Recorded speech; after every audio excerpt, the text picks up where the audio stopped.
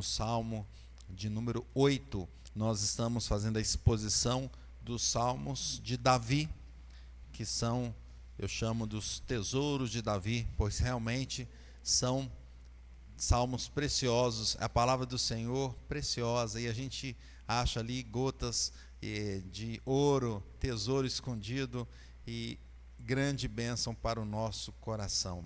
Vamos ler então o Salmo 8, que tem o título dessa noite, O Vice-Regente, O Vice-Regente. Eu sei que você acabou de sentar, mas eu convido você a se colocar em pé mais uma vez para fazer essa leitura. E eu vou fazer a leitura e que os irmãos acompanhem ouvindo a palavra do Senhor. Nesse Salmo 8.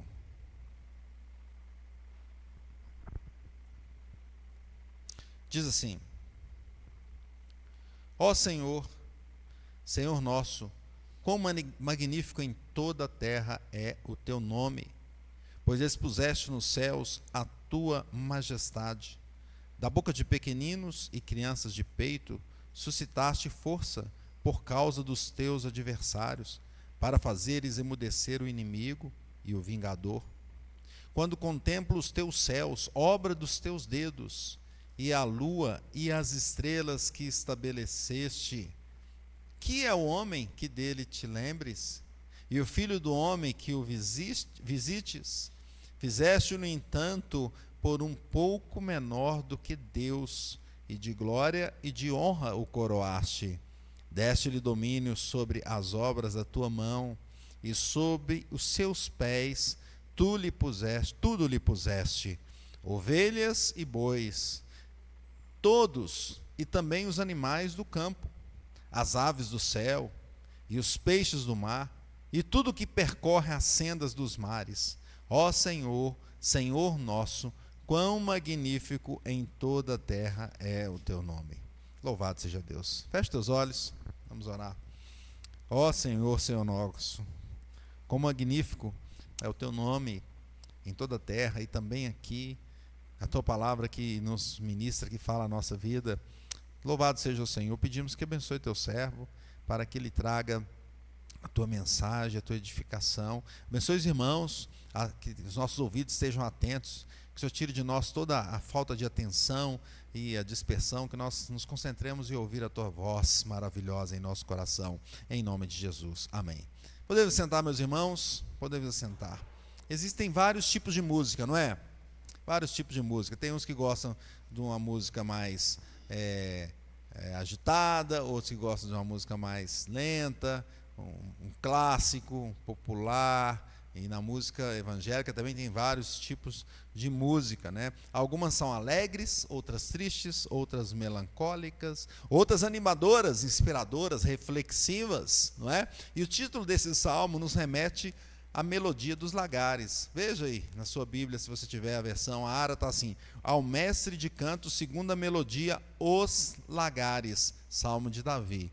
Então, a melodia utilizada nesse salmo, a melodia era dos lagares, uma melodia conhecida. E essa palavra remete a um cântico do lagar, ou seja, era uma canção alegre, utilizada pelos pisadores de uva. Pelos pisadores. Alguém já viu os pisadores de uva? Já viu como é que eles pisavam a uva, né? Hoje a coisa está mais mecanizada, né? Mas estavam ali, né, pisando na uva e cantavam essas canções, né? Me lembro aqui também aquelas canções por exemplo, as lavadoras de roupas com bacias na cabeça. Já viram essa canção também?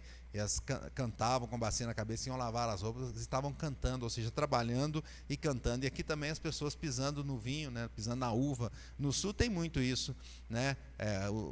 Os vinhais lá do sul, e as pessoas pisando para fazer a uva. É uma canção então ligada ao trabalho, mas é um trabalho feito com prazer, não é? Feito com prazer, mesmo que com dificuldades, porque não pensa que é fácil você ficar pisando lá na uva até ela e tirar todo o suco dela, não é? Não é fácil. Não pensa que é fácil também ir lavar a roupa. É fácil lavar roupa? Hoje você coloca lá na lavadora e bate, né? Mas antes, quando não tinha que ir lá, não tinha nem água encanada, tinha que ir longe para lavar a roupa. Não é fácil, né? Coloca na cabeça e leva a roupa e traz de volta, mesmo com dificuldade. Os trabalhadores então sentiam prazer de fazer aquilo que estavam fazendo, né? E tem tudo a ver na mensagem desse salmo, então, que remete à responsabilidade de um administrador, um gerente, um mordomo, aquele que serve ao Senhor, um vice-regente. Veja que nos salmos anteriores, Davi coloca assim sempre um contraste entre o justo e o ímpio. No Salmo 3, ele fala, por exemplo, de forma precisa qual o momento que ele vivia. No Salmo 4 e 5, ele não coloca o momento, mas indica também uma postura do ímpio contra Deus e contra o próprio salmista. No Salmo 6, Davi clama ao Senhor que atende por sua misericórdia. E no Salmo 7, Davi, o salmista, pede ao Senhor que defenda a sua causa. E nós vimos isso no texto passado, como se fosse, o salmo é como se fosse um processo, né? E ele pedindo ao Senhor que o defendesse a sua causa. E agora ele traz um cântico alegre de exaltação ao Deus que chamou o salmista para uma obra muito especial. Eu vou ler de novo em outra versão, ouça o que eu vou ler do salmo. Diz assim: ó Senhor, Senhor nosso, teu nome é majestoso e enche a terra, a tua glória é mais alta que os céus. Tu ensinaste as crianças e bebês a anunciarem tua força, assim calaste os teus inimigos e todos os que a ti se opõem. Quando olho para o céu e contemplo a obra dos teus dedos, a lua, as estrelas que ali puseste, eu pergunto: quem são os simples mortais para que Deus pense neles? Quem são os seres humanos para que Deus se importe com eles? Contudo, os fizeste apenas um pouco menores que Deus, e os coroaste de glória e de honra. Tu os encarregaste de tudo o que criaste, puseste sob a autoridade deles todas as coisas, os rebanhos, os gados, os animais selvagens, as aves dos céus, os peixes do mar e tudo que percorre as correntes dos oceanos. Ó Senhor, nosso Senhor, teu nome majestoso enche a terra. Que belíssimo salmo, maravilhoso salmo. Nós podemos ver que a proposição desse salmo, meus irmãos, é que o Senhor atribui ao homem a administração da criação para a glória divina.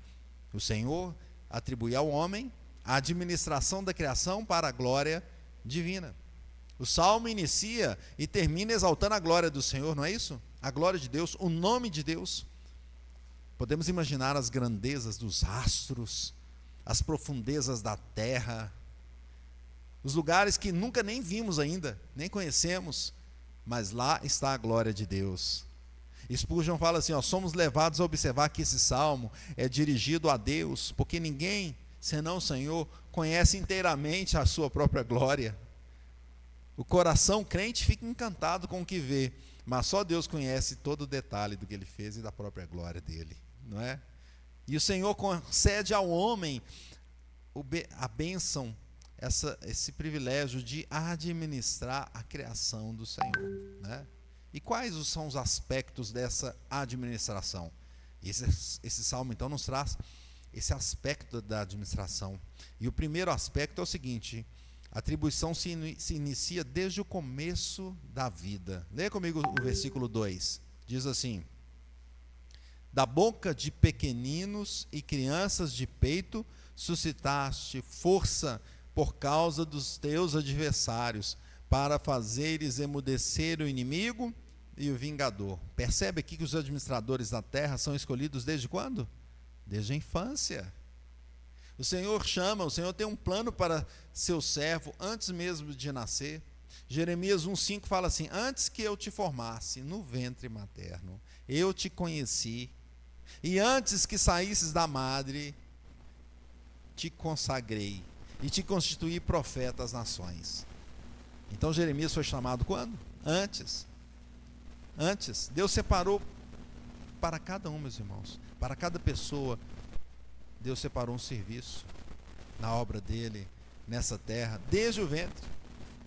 Deus escreveu todos os nossos dias, antes que nascêssemos. Veja Salmo 139, versículo 16. Os teus olhos me viram a substância ainda informe, e no teu livro foram escritos todos os meus dias, cada um deles escrito e determinado, quando nenhum deles havia ainda. O Senhor, meus irmãos, é que nos deu os dons e talentos para cada pessoa. Ele deu. O Senhor levanta as crianças desde cedo para a sua obra. É interessante que a gente já nota nos pequeninos já alguns talentos que já vêm ali desde cedo, não é? Os pais aí de crianças mais recentes agora percebem isso. Fala, quem que deu esse talento a esse menino? Deus é que deu.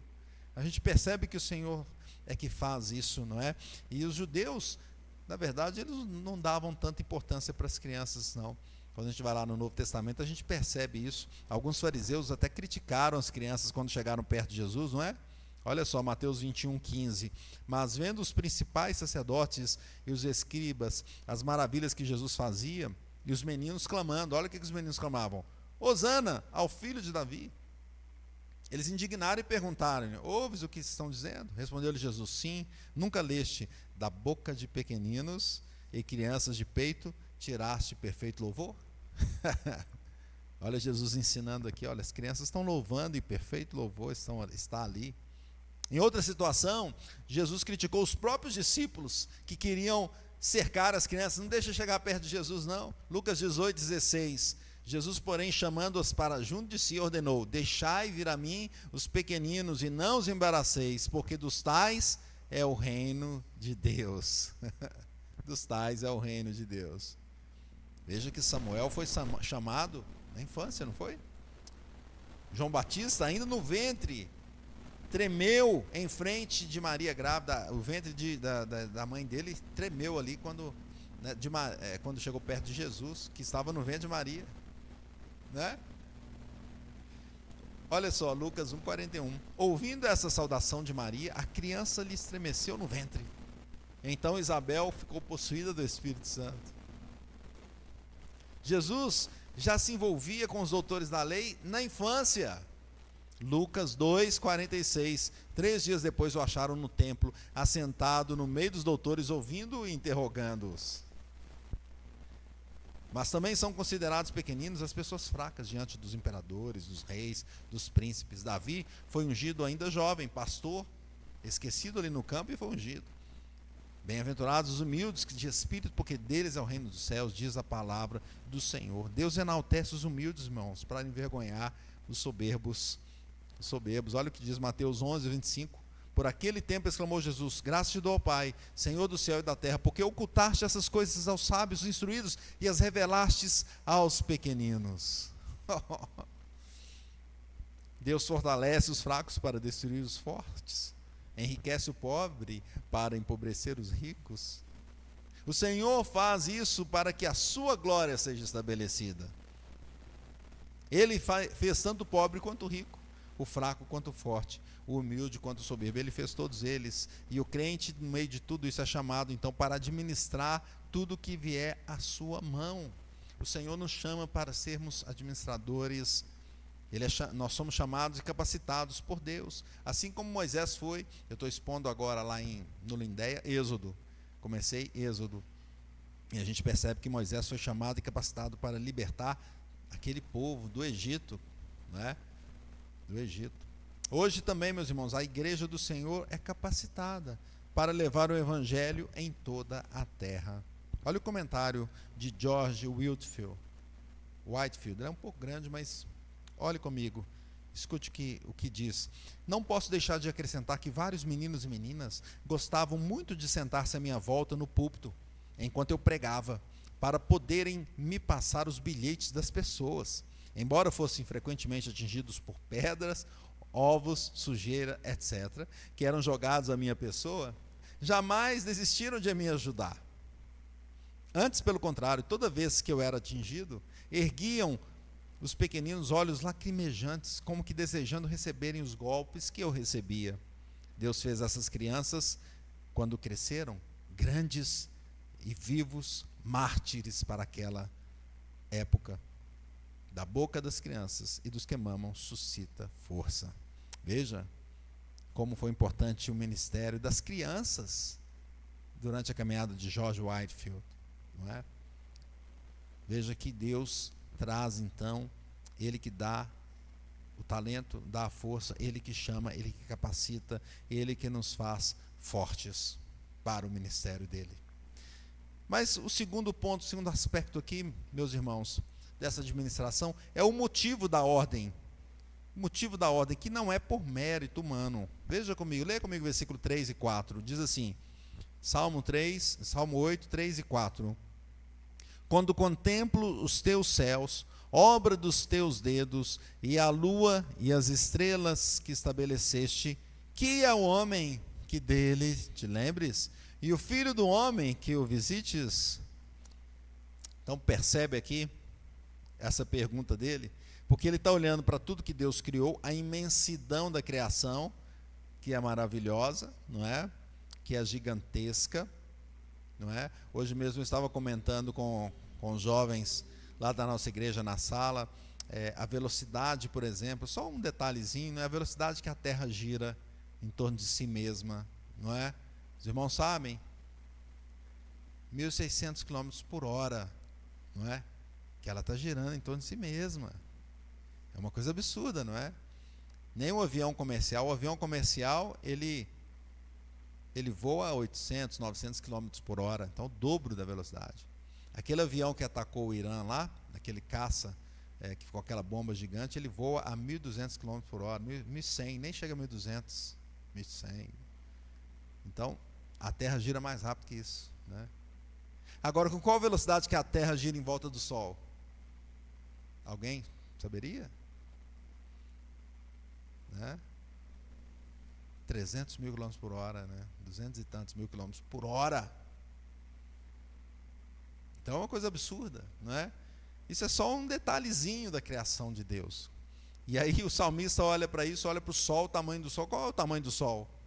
Perto da Terra. Aí ele olha para o homem, qual é o tamanho do homem perto da criação, né? E nós estamos em uma galáxia, tem quantas galáxias? Nem sabemos, né? Aí ele olha para o homem, quem é o homem perto de tudo isso que o Senhor fez, não é? Perto de tudo isso que o Senhor fez. Quando o salmista olha para a criação, ele fica diminuto. Ele percebe que não é nada diante de tudo que Deus fez. Os céus, o universo, as várias galáxias, a lua com sua beleza, as estrelas também iluminando o céu, ajudando e com a sua beleza na noite. O sol, então, não dá nem para citar, né? Mas ele olha para o homem e fala, o homem é tão pequeno. Mas foi a esse homem que Deus entregou a responsabilidade de administrar tudo isso, administrar toda a terra, não é? Esse Deus poderoso criou o homem e escolheu, além disso, o seu povo, para levar a sua palavra, para levar a palavra do Senhor. Olha o 1 Coríntios 4, 7. Diz assim, pois quem é que te faz sobressair? E que tens tu que não tenhas recebido? E se o recebeste, por que te glorias, como não tiveras recebido? É Paulo trazendo essa palavra, não é? De Deus, nos dizendo o seguinte, olha, quem faz sobressair é Deus, né? O que você faz? Você faz porque quem te capacitou? Deus capacitou. Você tem vida por quê? Porque Deus deu. Você tem saúde por quê? Porque Deus deu. Você tem um emprego por quê? Ou um negócio? Porque Deus deu, não é? Então, por que te vanglorias? Paulo fala assim, se tudo vem do Senhor. Você não tem que se vangloriar de nada. Nós não temos mérito algum realmente, né? Pois a saúde, os recursos, as condições também, não é? Que estão ao nosso redor, tudo é dado pelo Senhor, e principalmente a graça da salvação, a graça divina.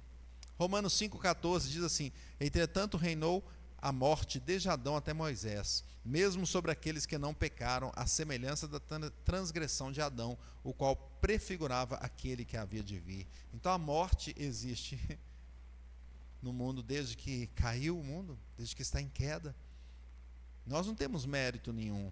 Os méritos todos são de Jesus, aquele que estava por vir e que veio e que venceu todas as coisas e era chamado de Filho do Homem. John Piper fala assim, o termo Filho do Homem tem um significado duplo, implica a humanidade de Jesus e, de acordo com Daniel 7, implica aquele que será exaltado nas alturas. E quando se refere a si mesmo dessa maneira, Jesus deseja comunicar ambos os significados. Então, o mérito da administração da criação vem de Jesus. Não é nosso, vem de Jesus Cristo.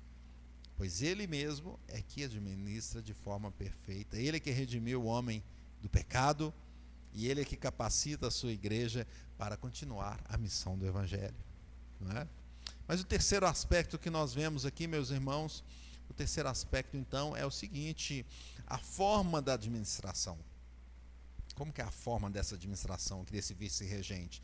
Ela é espelhada nas virtudes divinas. Então leia comigo o versículo 5. Diz assim: fizeste-o, no entanto, por um pouco menor do que Deus, e de glória e honra o coroaste. Davi coloca um texto que isoladamente pode trazer algum orgulho, não é? Se alguém pega só esse versículo aqui e fala: fizeste-o, portanto, menor, um pouco menor que Deus, e de glória e honra o coroaste, o homem, então a pessoa já começa, né, a se orgulhar, né? Mas esse texto está dentro de um salmo que exalta quem? A glória do homem ou a glória divina?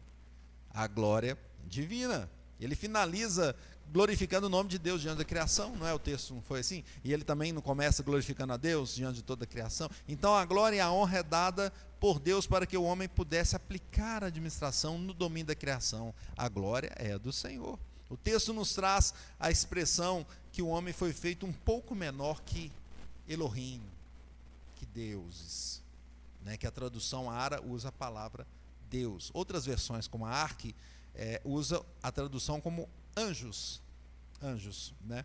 E a NVI, se você tiver, ela usa como seres celestiais, Essa tradução parece a mais adequada e segue a citação que é feita lá no Novo Testamento. Se você for lá em Hebreus 2:7, você vai ler assim o texto: fizeste-o por um pouco menor que anjos, de glória e de honra o coroaste, e constituíste sobre as obras das tuas mãos. Então, seguindo a ARC, que parece que a tradução mais próxima está adequada com o que cita em Hebreus, temos aqui então um entendimento, sabe de quê, meus irmãos? De Calvino, que nesse sentido o homem foi feito um pouco abaixo dos anjos, pois habita na terra, como vice-regente de toda a criação. Desde o início, Deus colocou diante de Adão e disse para ele: sujeite a terra, não foi assim? Lá na criação, Ele criou Adão e Eva e falou com o homem assim: sujeitai a terra, dominai sobre ela. Adão e a sua descendência então deveria fazer o que com o jardim? Cultivar e guardar o jardim. Cultivar no sentido de desenvolver. Cultivar e desenvolver as capacidades que a criação de Deus tinha. E guardar no sentido de que evitar qualquer desvio do plano de Deus. Assim faz o administrador. O patrão, o dono do negócio, fala com o administrador: faça dessa forma. E ele vai seguir o que o patrão disse, o que o dono disse. Então, fez um homem um pouco menor dessa forma. Não quer dizer que o homem é como um semideus, mas que tem uma responsabilidade assumida por gerenciar corretamente a criação. Mas o homem foi perfeito na sua administração? Adão conseguiu cultivar bem o jardim? Adão conseguiu guardar bem o jardim? Não, pelo contrário. O homem foi o primeiro a desviar dos mandamentos de Deus e colocou toda a criação em maldição. Então foi necessário que viesse o segundo Adão para corrigir essa rota. Jesus Cristo, então, veio a esse mundo para redimir o homem e toda a criação. Jesus Cristo se fez carne para que, como homem, cumprisse o papel do administrador perfeito, obediente, correto, e assim ele cultivou e guardou, pois ele trouxe vida nova. Todos que nascem de novo fazem parte então desse cultivo de uma vida nova, para uma nova realidade no novo céu e na nova terra. Mas Jesus não é menor que os anjos. Na sua natureza humana, ele esteve na terra. Mas ele é maior que os anjos porque ele é Deus. Mas na sua natureza humana, como ele habitou em terra, esse sentido de que menor no sentido de habitar na terra, nós entendemos que Jesus fez esse papel de administrador e de entrega e de redenção. O aspecto do Filho do Homem, Jesus, pode-se entender que a sua natureza estava sujeita à morte física, como aconteceu, mas não à morte eterna. não a morte eterna. Sua morte significou uma vida mudada para nós. A sua morte física nos possibilitou então também termos vida eterna. Então Jesus, os méritos são do Senhor, as virtudes que o homem tem, que o administrador tem, são aquelas que Jesus teve, ele, o administrador perfeito. Mas outro ponto, outro aspecto dessa administração, meus irmãos, é a abrangência. A abrangência dessa administração, né? Quando algum administrador assume um negócio, é dado a ele um contrato onde ele vai fazer, ele tem uma abrangência. Por exemplo, você vai cuidar dessa empresa aqui, ou dessas empresas. Qual é a abrangência então? Versículos 6 e 8, vamos ler juntos. Deste-lhe domínio sobre as obras da tua mão, e sob seus pés tudo lhe puseste, ovelhas e bois, todos, e também os animais do campo, as aves do céu e os peixes do mar, e tudo que percorre a senda dos mares. Então o Senhor deu domínio ao homem para administrar o quê? Toda a criação. Toda a criação, não é? As decisões, então, do homem em frente à criação devem ser respondidas ao Senhor. Deus ordenou, administra a criação e responda a Ele. Nós devemos responder ao Senhor da nossa administração aqui nessa terra. A criação, ela foi colocada diante do homem para que ele cuidasse dela. Não adorasse ela. Porque ela é muito grande e aí os homens, por causa da queda, também invertem isso, né? E ao invés de administrar a terra, muitos adoram a terra, adoram a criação, as coisas criadas, né? Tem algumas pessoas que falam assim, não, meu objetivo de vida é viajar, né? Eu quero aposentar para só viajar. Para que viajar? Para conhecer o mundo, para conhecer os vulcões, né? Eu vou viajar para conhecer o vulcão tal, para conhecer os montes, aí quer subir nas montanhas, não é? E às vezes coloca isso até como uma adoração. A natureza não é para ser adorada, ela é para ser administrada de forma corretamente dominada. Mas não dominada no sentido de destruição, porque aí tem o outro extremo, né? As pessoas, então, tudo é meu, eu vou usar de qualquer jeito. É assim que a gente faz? Mas tem gente que é assim. Você pensa, por exemplo, os bens públicos. Não é difícil? A pessoa tem lá hoje não tem mais o telefone orelhão, né? Mas quem lembra do orelhão aí? Tá vendo? O telefone não tinha celular. Você não lembra, né, Elisa? Não tinha o celular que você tem na sua mão. Tinha um orelhão na rua que você ia lá e pegava ele. E aí era muito bom quando tinha orelhão. Antes não tinha nem isso, né? Aí colocava a ficha lá. Daí que vem a expressão, a ficha caiu. Você não sabe por quê, né? É por causa disso, Elisa. Que está lá, né, Maria Eduarda também. É porque a gente colocava uma ficha lá no telefone e ligava. A ficha durava, sei lá, 1 minuto, 2 minutos, 3 minutos, e se não colocasse outra, pum, né? E quando ligava e fazia conexão, a ficha saía de um lugar e pronto, caía, fazia um barulhinho, né? Aí você fala, a ficha caiu, agora está conectado. Não é? Eu não sei se você lembra, mas como os orelhões eram destruídos, não é? É público mesmo, as pessoas destroem, né? Então não tem esse senso da administração, da correta administração que devemos dar a Deus, né? Tudo que Deus coloca em nossas mãos devemos administrar da melhor forma possível, toda a criação. Devemos dominar corretamente, não explorar, né? Não acabar com tudo, é administrar da forma certa. Afinal, nós precisamos, o nosso alimento vem de onde? Vem da terra, não é? Mas não, por causa disso nós vamos destruir a terra e acabar com tudo, igual uma praga faz, não. Nós vamos usar corretamente, administrar as criaturas, né? Os alimentos, né? Todas as partes da terra. A terra foi dada ao homem para que ele administrasse corretamente. E mesmo com a queda, porque isso aconteceu antes da queda, mas mesmo com a queda, o homem continua responsável por utilizar a terra e preservar a terra. São as duas coisas. O Senhor falou assim, cultive e guarde, ou seja, desenvolva e guarde E nós temos uma dificuldade muito grande de fazer essas duas coisas, né? Às vezes a gente pende para o lado, às vezes a gente pende para o outro. Deus nos ordena fazer as duas coisas, né? Claramente, com a queda, a nossa capacidade foi limitada, e por isso nós vemos o pecado causar tantos efeitos no ambiente, por exemplo, né? Consumimos demais ou degradamos o meio ambiente, né? Utilizamos de menos e aí prejudicamos a nossa saúde, né? O homem não consegue ter esse equilíbrio de guardar e cultivar, mas Cristo veio a esse mundo para fazer a redenção.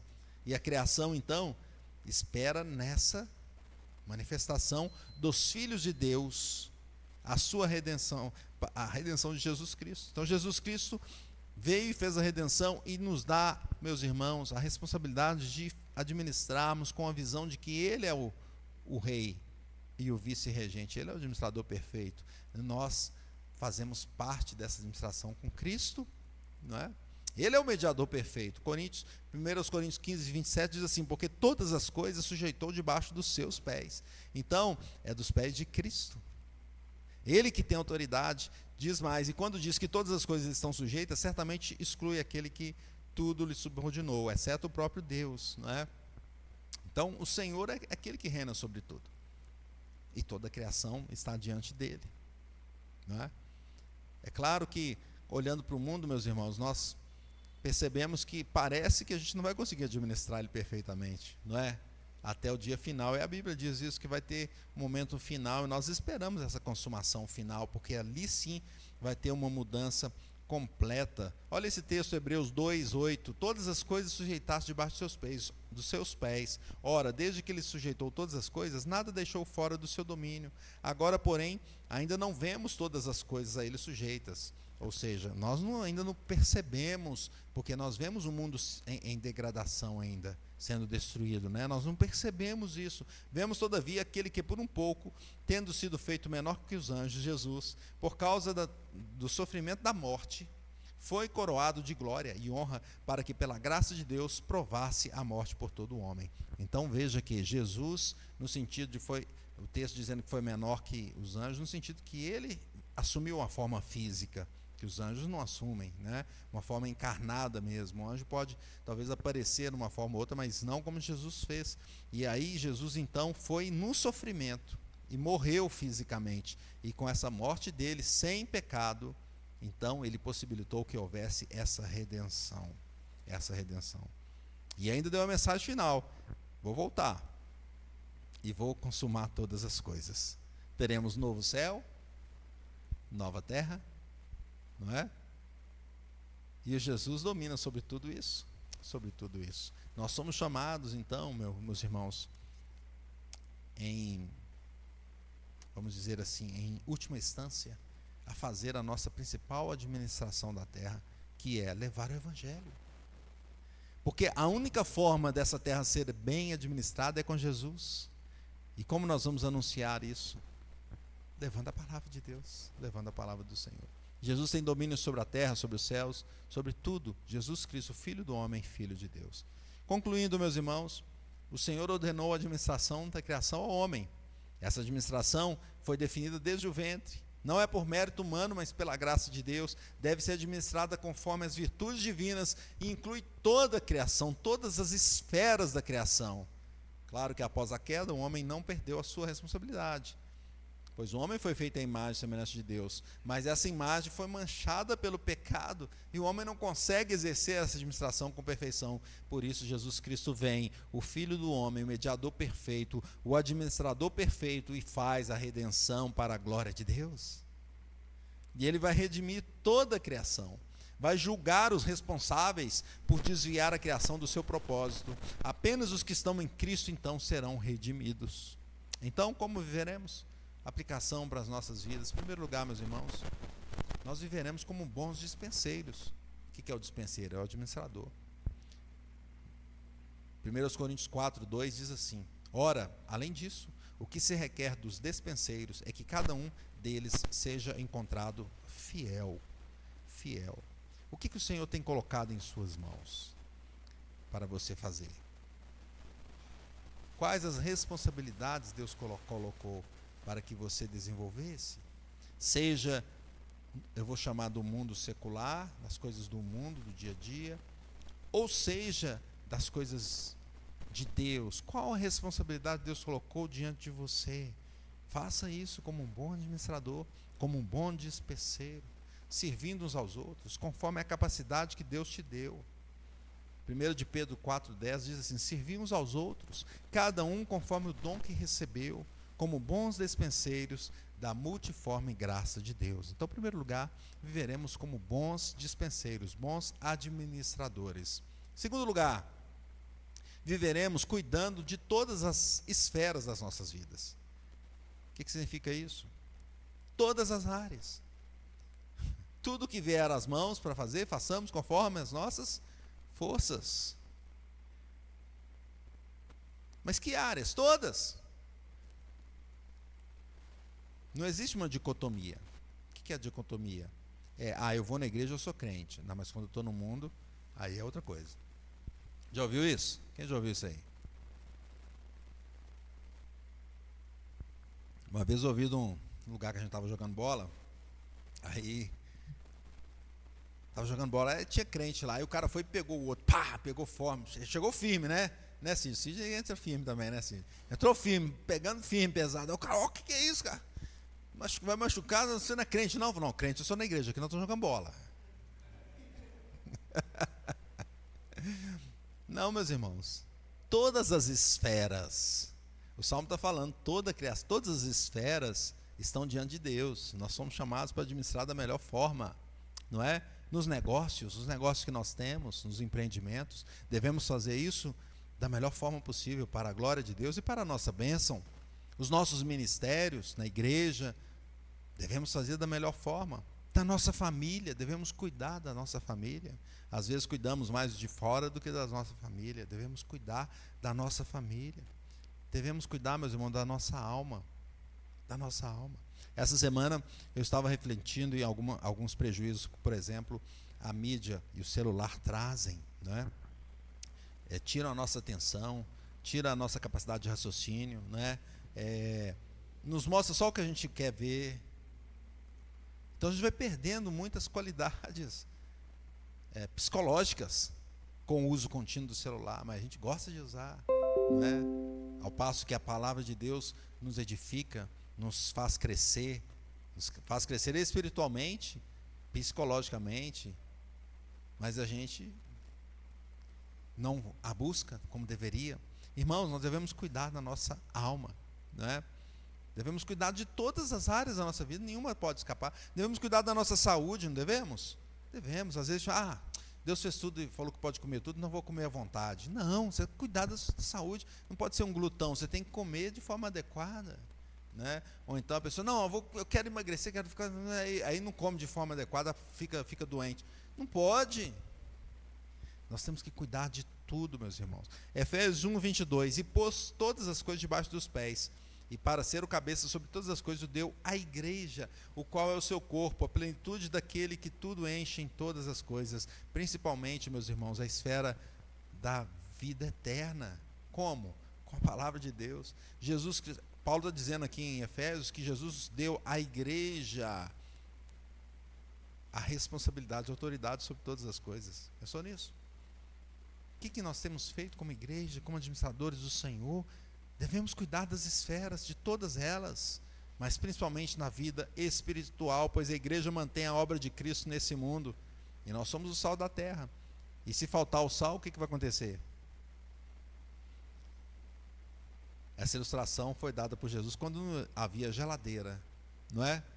Então, quando não tinha geladeira, como que se cuidava da carne? Colocava o quê? Sal. Aí ela preservava, ficava um bom tempo ali sem se corromper. Nós somos sal da terra, meus irmãos. Enquanto estivermos aqui, devemos levar a boa palavra do Senhor e agirmos de forma como filhos de Deus para preservar a terra até que o Senhor venha. Terceiro lugar, meus irmãos, como viveremos diante dessa mensagem? Viveremos buscando o mediador perfeito, o administrador perfeito. Nós não temos total capacidade de administrar o que está em nossas mãos, essa é a realidade. Então, em humildade, assim como o salmista disse, nada somos, nada podemos.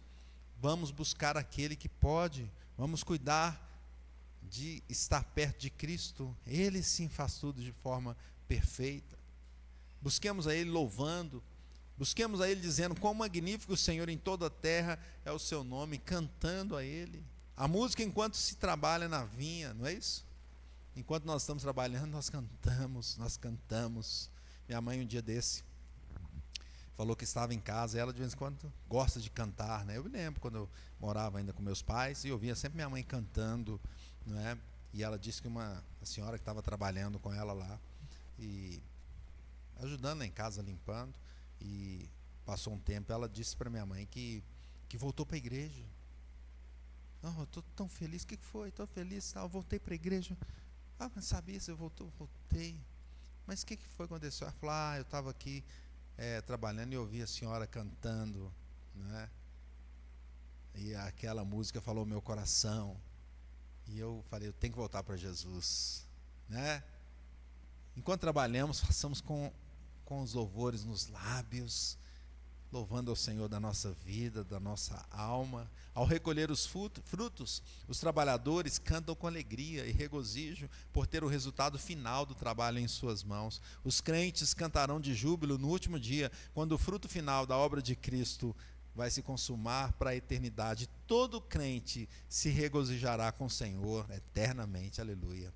Portanto, meus irmãos, sejamos fiéis administradores de tudo que o Senhor nos deu, sejam recursos materiais, sejam dons, sejam talentos, cuidando de todas as áreas da nossa vida e sempre recorrendo ao Senhor Jesus, o mediador perfeito, o administrador perfeito, para a honra e glória do Senhor.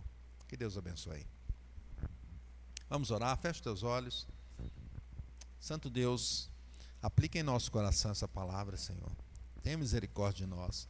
Nós não somos dignos, mas o Senhor nos escolheu. O Senhor colocou em nossas mãos talentos, dons, recursos para serem administrados da forma correta neste mundo.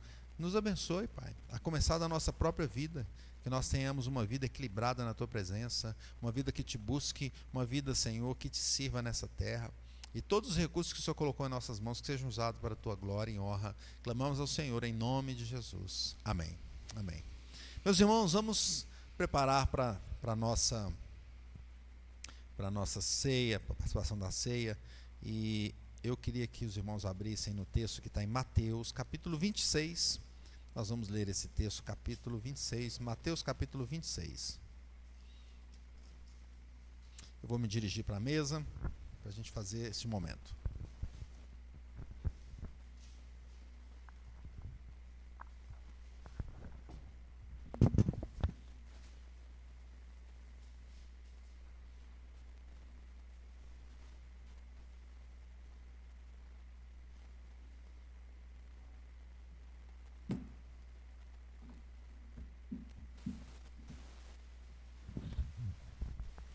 Os irmãos do louvor podem se preparar também. Mateus capítulo 26, meus irmãos. Vamos ficar em pé para fazer essa leitura? Diz assim o texto. Enquanto comiam, tomou Jesus um pão e, abençoando, partiu e deu aos discípulos, dizendo: tomai, comei, isto é o meu corpo. A seguir, tomou um cálice e, tendo dado graças, o deu aos discípulos, dizendo: bebei dele todos, porque isto é o meu sangue, o sangue da nova aliança derramado em favor de muitos, para a remissão de pecados.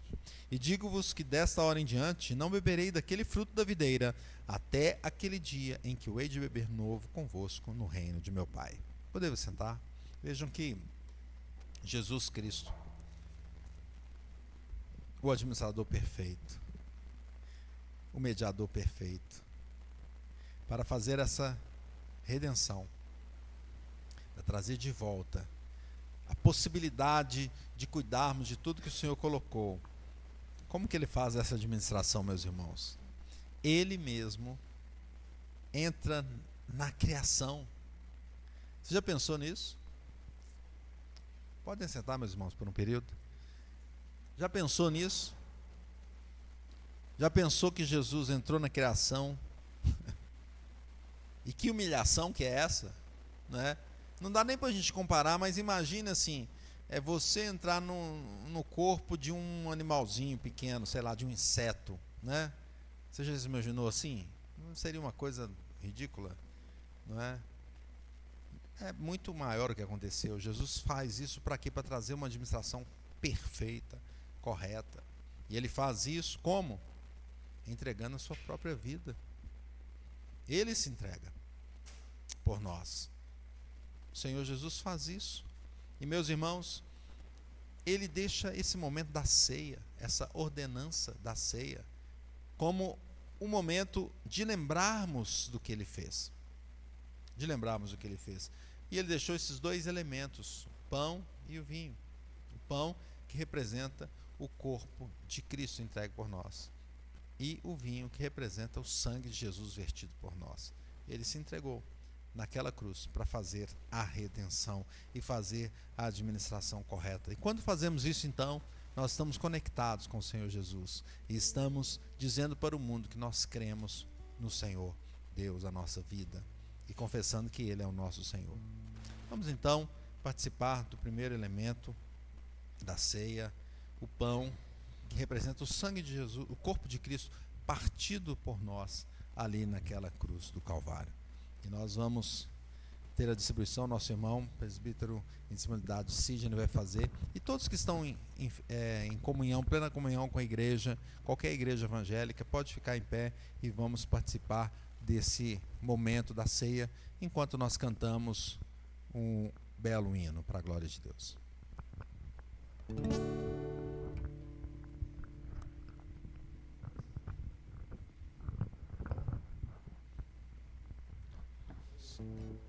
Seja o bendito Cordeiro que na cruz por nós padeceu. Seja bendito seu sangue que por nós pecadores verteu. Eis que no sangue lavados e tendo puro coração, os pecadores remidos por Jesus têm com Deus comunhão.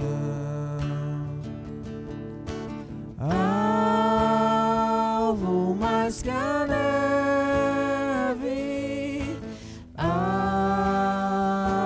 mais que a neve, se neste sangue lavado, mais alvo que a neve eu estou. Glória a Deus. Vamos participar então, meus irmãos, do primeiro elemento, o pão para a honra e glória do Senhor.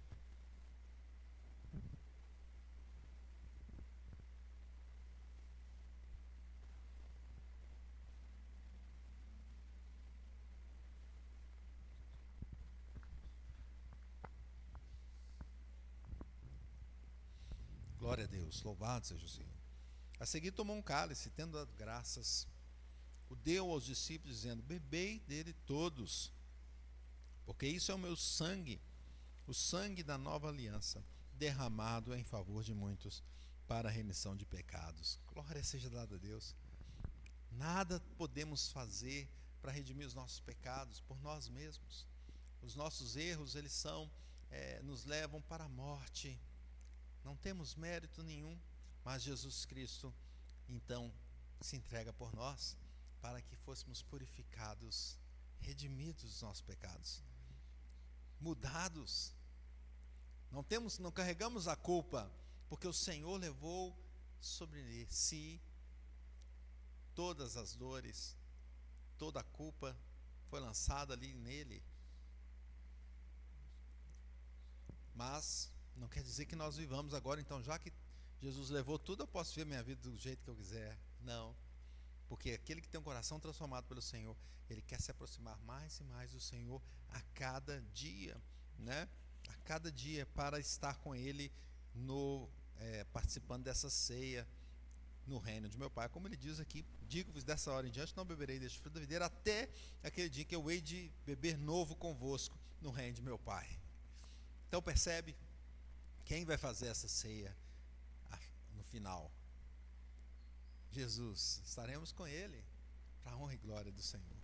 E já esperamos essa volta do Senhor Jesus. Vamos participar assim então do segundo elemento para a honra e glória do Senhor. Bebei dele todos, diz o Senhor Jesus. Nosso irmão vai também distribuir da mesma forma. Fiquem em pé os que vão participar, estão em plena comunhão em qualquer igreja evangélica, enquanto cantamos a segunda parte do hino.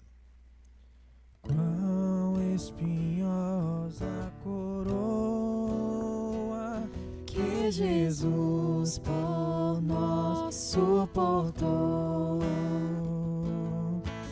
Oh, quão profundas as chagas que nos prova o quanto Ele amou. Eis nessas chagas pureza para o maior pecador. Há quem mais alvo que a neve o teu sangue transforma, Senhor. Alvo mais que a neve, alvo mais que a neve, sim, nesse sangue lavado, mais alvo que a neve eu estou.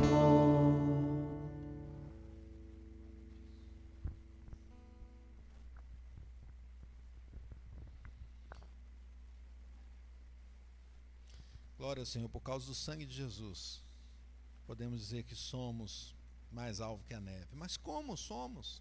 Se ainda pecamos neste mundo, pela fé nós estaremos um dia com o Senhor totalmente transformados.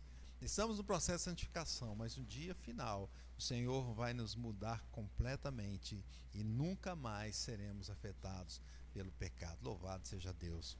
Vamos participar então com fé e com alegria no coração desse segundo elemento.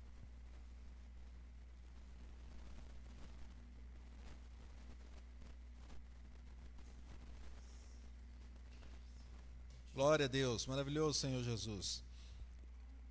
Esse texto diz também aqui no versículo 30, e tendo cantado um hino, saíram para o Monte das Oliveiras. Então vamos cantar mais uma parte, a última parte desse hino 269, para a glória de Deus.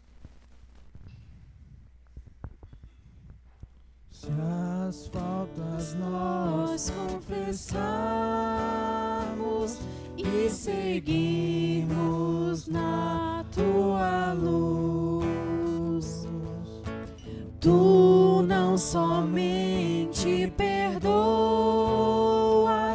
purificas também, ó Jesus. Lavas de todo pecado, que maravilha de amor, pois que é mais alvo que a neve, o teu sangue nos torna, Senhor. Alvo mais que a neve, alvo mais que a neve, se nesse sangue lavado, mais alvo que a neve eu estou.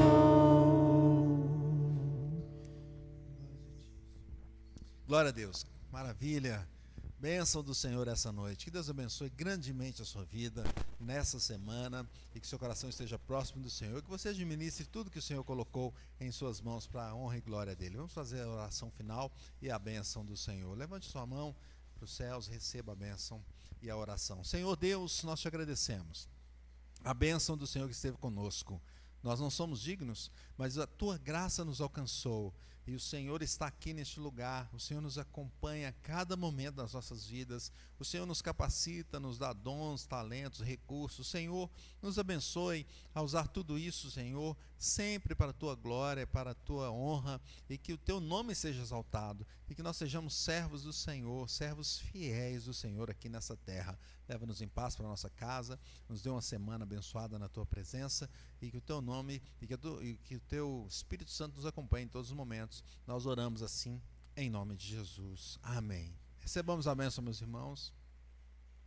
E a graça de nosso Senhor e Salvador Jesus Cristo, e o amor de Deus o Pai, e a comunhão do Espírito Santo estejam com todos nós e com todo o povo de Deus espalhado sobre a face da terra, desde agora e para sempre. Amém. Amém. Deus abençoe sua vida. Cumprimente o irmão que está ao teu lado. Eu vou estar na porta cumprimentando a todos. E você que nos acompanhou através da transmissão, venha participar presencialmente para a honra e glória do Senhor. Seja bendito.